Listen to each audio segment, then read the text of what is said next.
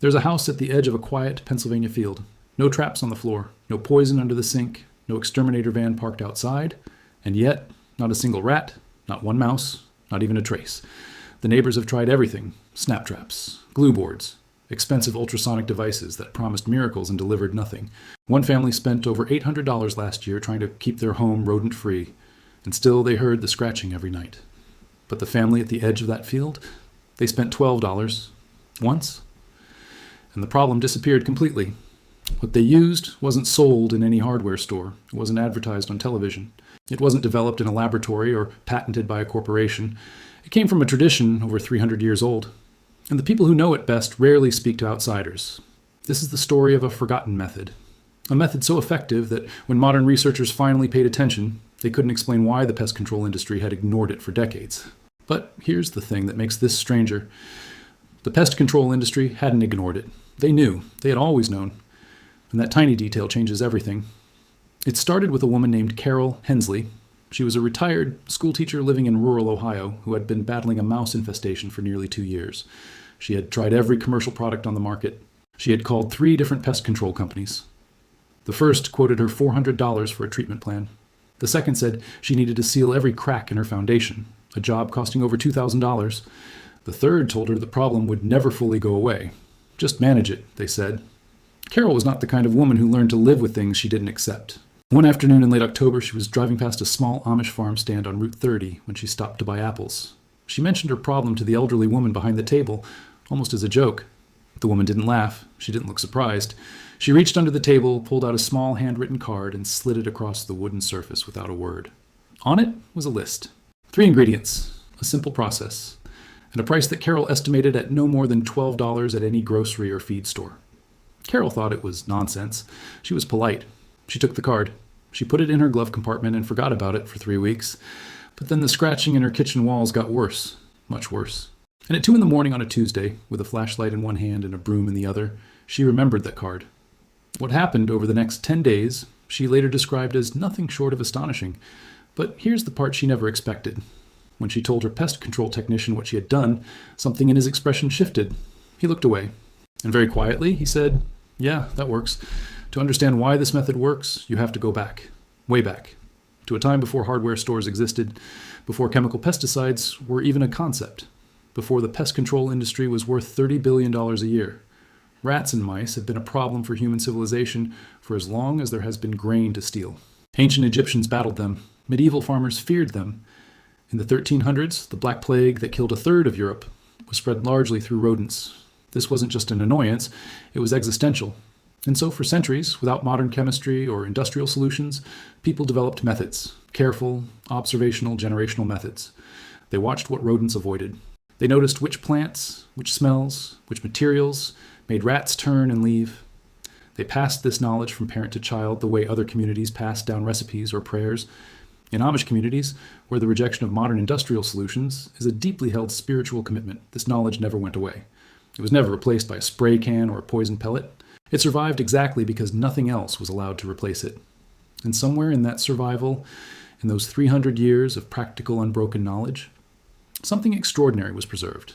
A method that works, not because of folklore, not because of superstition, but because of chemistry that science has only recently caught up to. Here is what most people do not know about rodents. Rats and mice do not simply wander randomly through a home looking for food. They are guided by smell, incredibly sensitive, almost incomprehensibly sophisticated smell.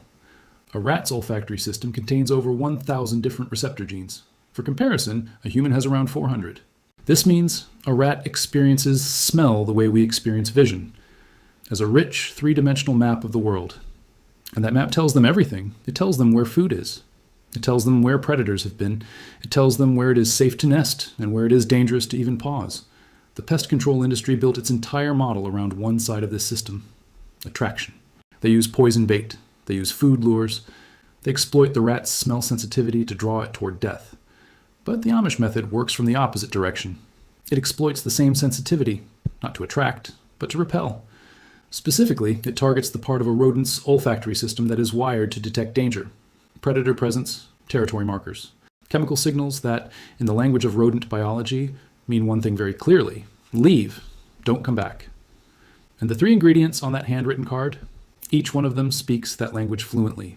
The first ingredient is peppermint oil. This sounds almost laughably simple, and that's exactly why most people dismiss it before giving it a real chance.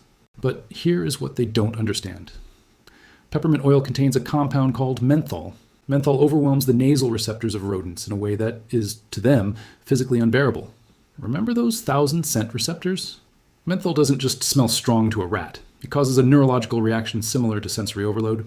Studies conducted at Iowa State University found that peppermint oil effectively repelled mice in controlled environments with a success rate that surprised even the researchers running the study. But here's the catch, and this is where most people using peppermint oil alone go wrong. Concentration matters enormously. A few drops on a cotton ball, the way you see recommended in dozens of blog posts and cheap YouTube videos, does almost nothing. The oil evaporates too quickly. The concentration drops below the threshold of effectiveness within hours. The Amish method doesn't use a few drops, and it doesn't use cotton balls.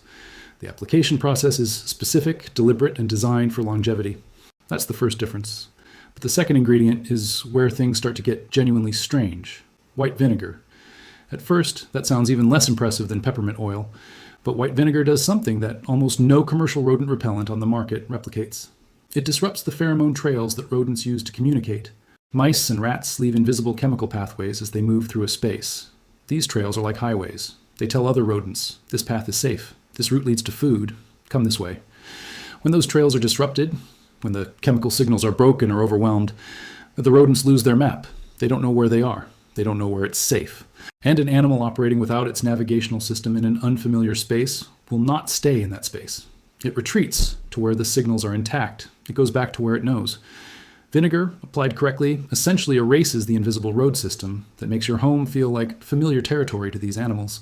Combined with peppermint oil, it creates a sensory environment that is not just unpleasant, it is genuinely disorienting and threatening to a rodent's nervous system. But it's the third ingredient that really surprised researchers when they began looking at this more closely. And this ingredient is something you would never, in 1,000 guesses, connect to rodent control. Cayenne pepper. Specifically, and this is important, dried cayenne in a very particular form. Rodents, unlike humans, have a dramatically heightened response to capsaicin, the compound that makes hot peppers burn. In humans, capsaicin creates a sensation. In rodents, it triggers a full threat response. Their eyes water, their airways constrict slightly. Their instinctive reaction, hardwired and immediate, is to flee the source. But here's what separates the Amish application from simply throwing chili powder in a corner. The method involves creating what is essentially a slow-release compound. The three ingredients are combined in specific ratios. They are applied not randomly, but at precise points. Entry zones, travel corridors, nesting adjacent areas. And the result is not a single sensory assault that fades. It is a layered, overlapping chemical barrier that reinforces itself across multiple sensory channels simultaneously. Peppermint overloads the primary olfactory receptors. Vinegar erases the trail markers. Cayenne triggers the threat response. Together, they don't just tell a rodent this place is unpleasant. They tell it that this place is dangerous, that survival demands it leave and never return. Modern pest control hits one switch. This method rewires the whole panel. Carol Hensley applied the method on a Wednesday evening. She followed the card exactly. By Friday morning, the scratching in the kitchen wall had stopped. By the following Tuesday, no new droppings anywhere in the house. By the end of 10 days, she set up a camera near the crawl space entrance. Over the next 2 weeks, not a single rodent crossed the threshold. She posted about it in a local Facebook group. Within 48 hours, the post had been shared over 3,000 times. Dozens tried the method, and the responses were almost uniformly the same. It worked. Not partially, completely. One woman in Tennessee wrote that her garage, overrun with rats for 4 years, was clear within 3 weeks. A man in rural Georgia had spent $1,200 on professional treatments the previous year. After the Amish method, he spent $11.40. A property manager in Michigan quietly began recommending it to tenants off the record, because officially, recommending it would undercut the service contracts he held with 2 pest control companies. And that brings us to something much darker. The pest control industry in the United States generates approximately $30 billion annually. That number depends entirely on repeat customers, people who have a problem, pay for treatment, see temporary relief, and then call back when the problem returns. The business model benefits from solutions that manage rather than eliminate. A solution that costs $12 and works permanently is, commercially speaking, a disaster. It's not a conspiracy theory to point this out, it's just economics. Research into natural rodent repellents has existed for decades. Studies have been published, universities have run trials. Results confirmed repeatedly that plant-based repellent compounds can be dramatically effective. But the translation of that research into mainstream knowledge is almost entirely controlled by industries that profit from the alternative. When a pest control company sponsors an educational brochure, that brochure will not tell you to buy peppermint oil. $12 solutions don't have margins. They have results. And results, without margins, don't get shelf space. But there's a second force working against this knowledge spreading, and it comes from within. Traditional Amish communities operate on a philosophy of separation from the outside world. This isn't isolationism, it's a deliberate spiritual practice. The idea that wisdom developed within the community should stay within it isn't secrecy for its own sake. It's about preserving a way of life that depends on self-sufficiency. When knowledge flows outward, commerce follows.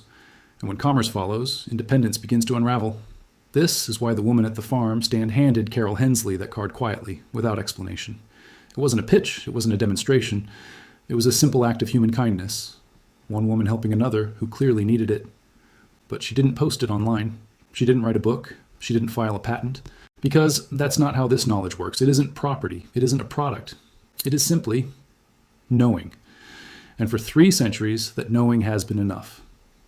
In 2019, a researcher at a Midwest university began a quiet investigation into traditional pest management methods used in plain communities across the eastern United States. What she found over 18 months surprised her considerably. She had expected to document folk remedies with little measurable biological impact. What she found instead was chemistry, rigorous, consistent, measurable chemistry that aligned with known mechanisms of rodent sensory biology in ways too precise to be accidental. The ratios used in traditional formulations, passed down orally for generations, corresponded closely with concentrations that lab studies had independently identified as crossing the threshold of olfactory overload in rodents. This was not coincidence. This was centuries of observation compressed into practical knowledge. Farmers who watched which herbs grew near their grain stores and found those stores less frequently raided. Housewives who noticed which kitchen smells preceded weeks without mice. Communities who refined their methods across generations without any laboratory to validate them. And arrived at something that worked, not despite the lack of modern science, but through something older, patient, accumulated, embodied knowledge. The researcher wrote in her private report, "What we found was not primitive intuition. What we found was applied biology that modern toxicology is only beginning to formally describe. Here's how you actually use this method. Because you've waited long enough and you deserve the full picture. You will need 3 things. Pure peppermint essential oil, not fragrance oil, not a blend, but 100% pure peppermint oil. White distilled vinegar, the kind that costs under $2 at any grocery store, and dried cayenne pepper powder, fine ground, not flake. The total cost at current retail prices is between $9 and $13 depending on where you shop. You will also need a spray bottle and cotton pads or small cloth squares. Start by creating the spray mixture. Combine 2 cups of white vinegar with 20 to 25 drops of peppermint essential oil. Shake well. This is your area spray for baseboards, behind appliances, under sinks, and along wall edges. Apply it every 4 to 5 days for the first 3 weeks. After that, once a week is sufficient to maintain effectiveness. Next, take your cotton pads and place 3 to 4 drops of undiluted peppermint oil directly onto each one. Then dust each pad lightly with cayenne powder. Place these at every known or suspected entry point, behind the refrigerator, under the oven, near the water heater, in corners of the garage, along the foundation perimeter outside. Replace these pads every 10 to 14 days or sooner if you notice the peppermint scent fading significantly. For outdoor use, mix cayenne powder directly into a line of white vinegar along the base of your exterior walls. This acts as a chemical barrier that breaks down slowly and needs to be refreshed after rain. There are 3 things that make this work or fail: concentration, placement, consistency. Miss any one of those 3, and you get partial results that mislead you into thinking the method doesn't work. Honor all 3, and the results, as thousands of people have now reported, are decisive. The reactions from people who discover this method tend to follow a predictable pattern. First, disbelief, then reluctant experimentation, then genuine shock. One contractor posted in a home improvement forum that he had been recommending professional extermination services for 11 years. After trying the method in his own home, he described feeling a complicated kind of anger, not at the Amish, at the industry he had trusted. A veterinarian noted that the ingredients are completely non-toxic to pets and children, something she emphasized given that traditional rodenticide poisons kill approximately 10,000 domestic animals every year through secondary poisoning. Because the chemicals used in commercial extermination aren't just harmful to rodents, they enter the food chain. They accumulate in owls, hawks, and foxes, the predators that naturally keep rodent populations in check. By killing those predators, the industry doesn't reduce the long-term rodent population. It destabilizes it. creates cycles of infestation that require ongoing treatment, keeps the customer calling back. And the $12 solution? It doesn't do any of that. It just works. Something quiet is happening right now. People are questioning, not conspiratorially, but in the oldest human way, by watching what works.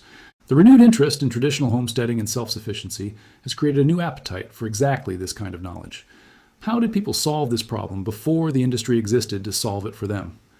The Amish method has been shared in homesteading forums, rural Facebook groups, permaculture communities, and natural living newsletters. It travels the way knowledge used to travel, person to person, one solved problem at a time. Carol Hensley now teaches the method to anyone who asks. She charges nothing. She says the woman at the farm stand charged her nothing, that it seemed right to keep the transaction the same. She keeps a small jar of peppermint oil on her kitchen windowsill, not for pests anymore, just as a reminder that sometimes the answer has been there for 300 years, and the only thing keeping us from it was the assumption that newer must mean better. Think about what this story actually is. Strip away the rodents, strip away the ingredients, strip away the $12. What's left is something far more profound. It is the story of knowledge that survived. In a world designed to make old knowledge obsolete, to replace it with something patented, packaged, and billed quarterly, a small community held on, not because they were stubborn, but because they had made a choice long ago to trust what they could observe, test, and pass down themselves. And in that choice, they preserved something that 300 years of industrial civilization failed to improve upon. There is a lesson in that, a quiet, uncomfortable lesson about what we call progress, about what we pay for and why, about who benefits when ancient knowledge is dismissed as superstition. Somewhere right now, a rat is scratching inside someone's wall. That person is probably about to call a number on a magnet on their refrigerator. They'll spend money they don't have, receive a treatment that partially works, and call again in 6 months, unless they hear this story, unless someone slides a handwritten card across a wooden table. Because sometimes the most powerful knowledge arrives without fanfare. It doesn't come in a box with a logo. It doesn't have a hotline or a satisfaction guarantee. It just works. It has always worked, and it costs $12.